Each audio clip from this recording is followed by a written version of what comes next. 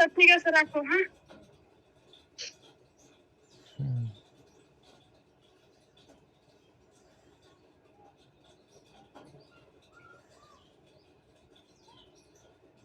যারা এত কিছু করতে পারে তারা কান্নাটা বন্ধ করে রাখতে পারে না।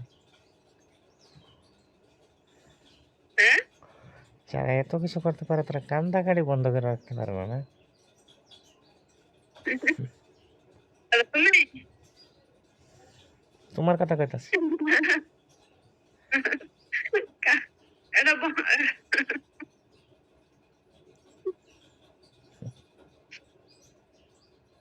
তুমি বন্ধ করবা কেমনে? তোমার তো চোখ দিয়ে পানি আসবে না, তোমার তো বুকের ভিতর কাঁপিবে।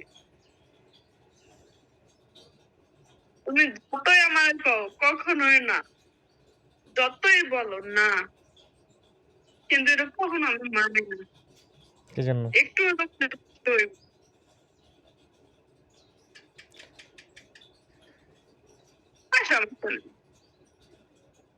সেটা না মানলেও মানাইতে হবে।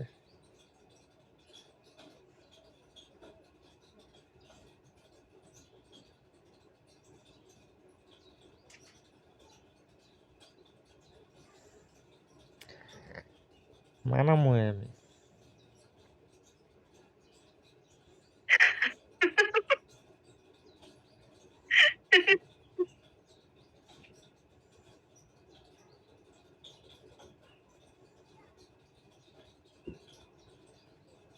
যাক বাদ দেও, শোনো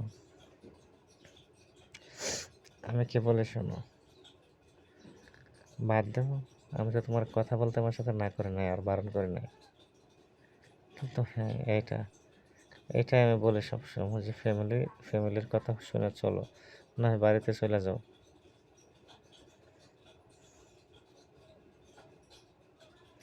বাড়িতে চলে যাও, ভালো হবে।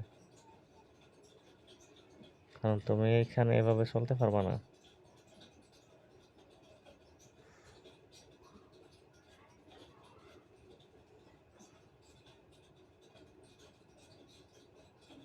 বুঝছো কি বলছি?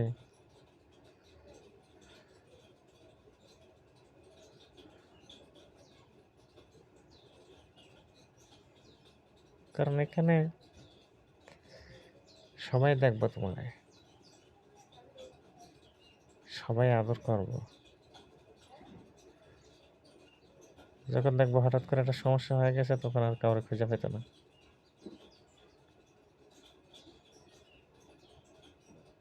বুঝছো? কারণ এই দুনিয়ার মানুষগুলো অনেক স্বার্থপর।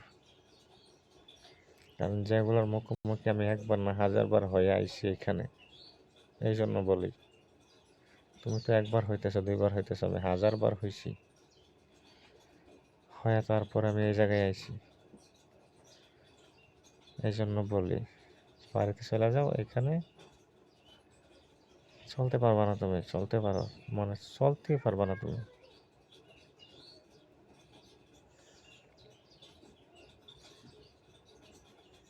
আচ্ছা ঠিক আছে। কারণ ফ্যামিলি যেভাবে বলে এভাবে চলো, তোমার জন্য ভালো হবে।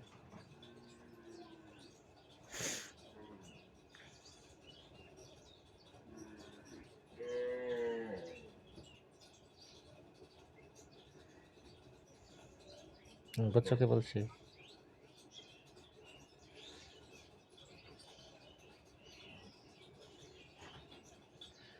কারণ যখন মানুষ খারাপ রাস্তা থেকে যায় তখন খারাপে তারা বেশি টানে,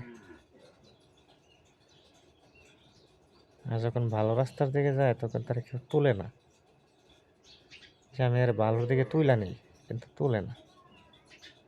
কারণ কি জন্য জানো? একটা মানুষ খারাপ থাকলে তার স্বার্থে আছে।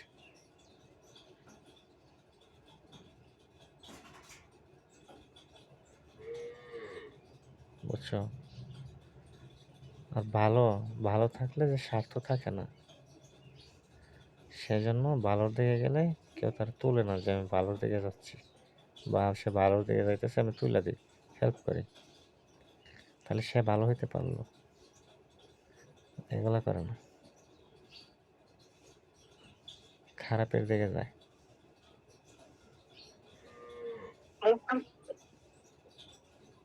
বুঝছো? তারপরেও আমি বলি, তারপরেও আমি এখনো তোমারে বলি, দেখো দেখা গেছে এমন একটা সময় থাকবে বা আসতেও পারে যে তোমার সাথে আমার যোগাযোগ রইলো না বা হইলো না।